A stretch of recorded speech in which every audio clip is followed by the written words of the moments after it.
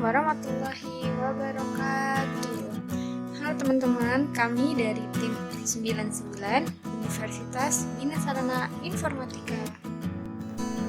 Dengan saya Nila Nur Komariah.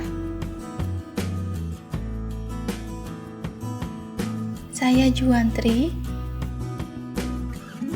Dan saya Isabella.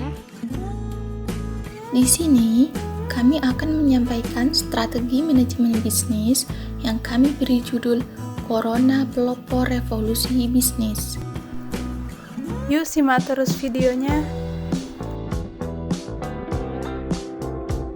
Halo teman-teman, kalian tahu kan akhir-akhir ini dunia sedang digemparkan oleh virus yang namanya Corona. Apa sih virus Corona itu? Coronavirus adalah salah satu virus yang menyerang sistem pernafasan. Penyakit karena infeksi virus ini disebut COVID-19. Virus corona ini bisa berbahaya untuk tubuh. Saat virus corona masuk ke tubuh kita, dia membuat kita sakit dan lemas. Kita jadi demam, bersin batuk, dan tak jarang juga jadi sesak nafas, hingga kematian. Virus ini bisa menyerang siapa saja, seperti lansia, orang dewasa, anak-anak, bayi, termasuk ibu hamil dan ibu menyusui. Dikarenakan penyebarannya yang begitu cepat, hingga mengkhawatirkan kita semua, terutama bagi para pebisnis dan dalam segi manajemen bisnis yang disebabkan oleh perilaku konsumen, serta keputusan-keputusan pemerintah akan mudah sekali berubah. Dan hal ini tentu berdampak pada bisnis kita, seperti pendapatan atau omset yang turun, logistik, mobilitas manusia, dan masih banyak lagi. Aduh, jadi pusing ya. Apalagi buat kalian yang handle manajemen bisnis. Tapi jangan khawatir ya, yang entrepreneur. Di sini, Juju akan kasih tips apa saja sih yang perlu kalian lakukan untuk memanage bisnis kalian setelah pandemi. Tapi sebelumnya, kita perlu tahu dulu nih dampak dari pandemi yang dihadapi oleh para entrepreneur, supaya kita tahu masalahnya dan strategi apa saja yang diperlukan. Pertama, perubahan perilaku konsumen. Kenapa kita katakan berubah? Coba amati. Pada akhir-akhir ini, daya beli konsumen pada suatu barang mewah yang tidak terlalu penting akan menurun. Seperti aktivitas jual beli kebutuhan seperti liburan, gadget, dan masih banyak lagi. Namun, hal ini berbanding terbalik dengan teori permintaan, yaitu di mana semakin sedikit barang atau langka, maka akan semakin tinggi harga yang diberikan. Dalam kasus ini, pembeli akan cenderung mengabaikan harga dan lebih memperhatikan kebutuhan primer mereka. Contohnya nih ya, kalian ngerasain sendiri kan apa yang tiba-tiba menjadi mahal setelah pandemi ini? Iya, benar sekali, seperti masker, hand sanitizer yang sempat langka, vitamin, dan aneka kebutuhan pokok seperti bahan makanan yang dapat ditimbun dalam waktu yang cukup lama. Masalah harga, no problem, tidak menjadi masalah. Mereka akan rela membayar dengan harga yang berkali-kali lipat lebih mahal daripada harga normalnya. 2. Transformasi digital.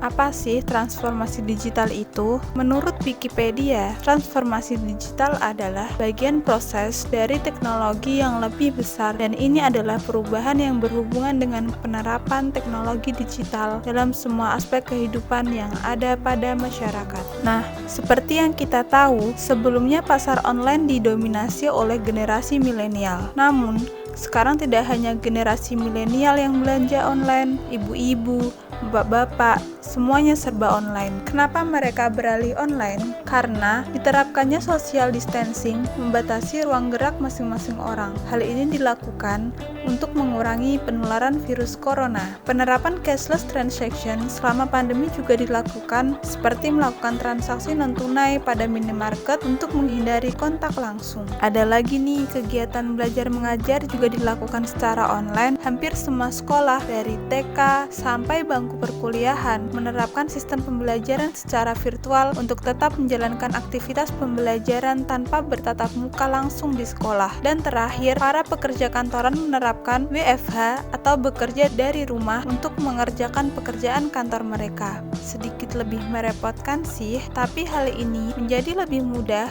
dikarenakan banyaknya aplikasi-aplikasi yang memiliki fitur lengkap untuk digunakan. Contohnya, Zoom Cloud Meeting, Google Meet, Skype, dan lain-lain. Wah, keren ya! Nah, kalian sudah tahu kan dampak-dampak apa saja yang menjadi masalah baru bagi pengusaha di tengah corona. Sekarang, untuk survive bisnis di era new normal ini, saya akan bagi tipsnya buat kalian. Simak baik-baik ya.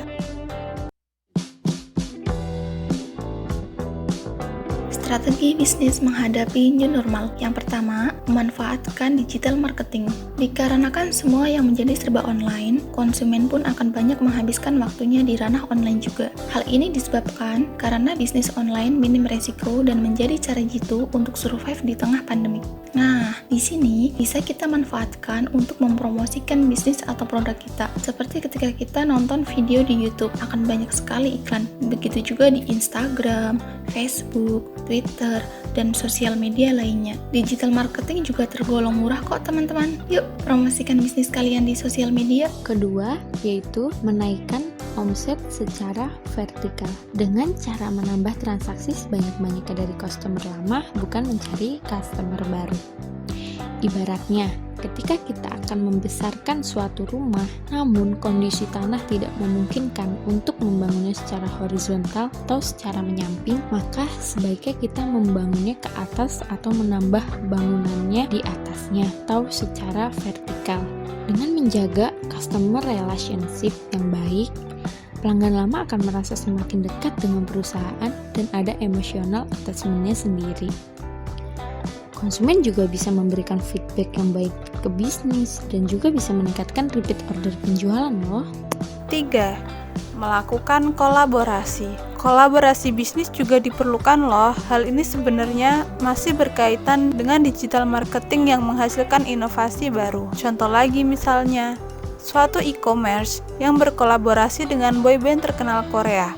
Hal ini sangat menambah antusias para K-popers untuk berbelanja dan tentu saja menginstal aplikasi tersebut. Pokoknya yang paling penting, jangan sampai salah untuk memilih influencer ya, harus sesuai dengan produk kita.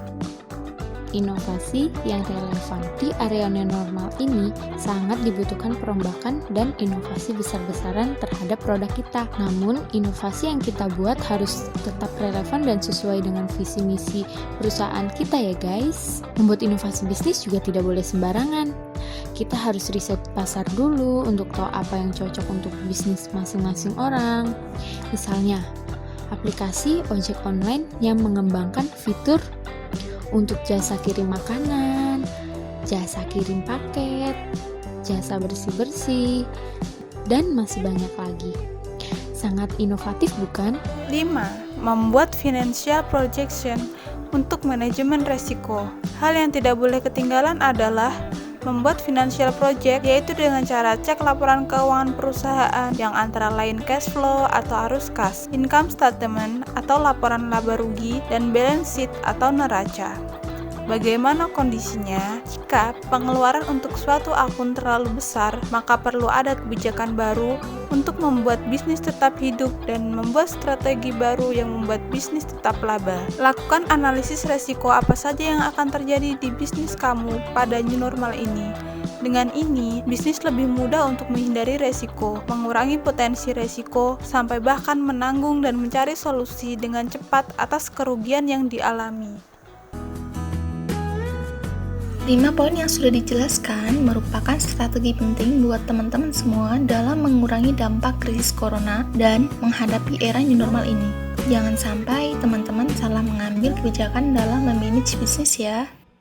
Sampai di sini teman-teman paham kan? Kenapa dikatakan corona pelopor revolusi bisnis? Karena dari video ini kita dapat mengambil kesimpulan bahwa sebuah bisnis harus mampu beradaptasi untuk bertahan dalam situasi apapun. Salah satunya dalam kasus pandemi corona ini, entah dengan cara mengubah tatanan bisnis, mengubah produktivitas bisnis, atau yang lainnya. Mengingat corona yang belum usai juga sampai saat ini, jangan lupa ya, selalu terapkan protokol kesehatan. Semoga kita sehat selalu, tetap tenang, kembangkan inovasi dan kreativitas diri. Selamat berjuang, salam sukses, salam Young Entrepreneur. Terima kasih sudah menyimak video kami sampai akhir. Semoga bermanfaat. Wassalamualaikum warahmatullahi wabarakatuh.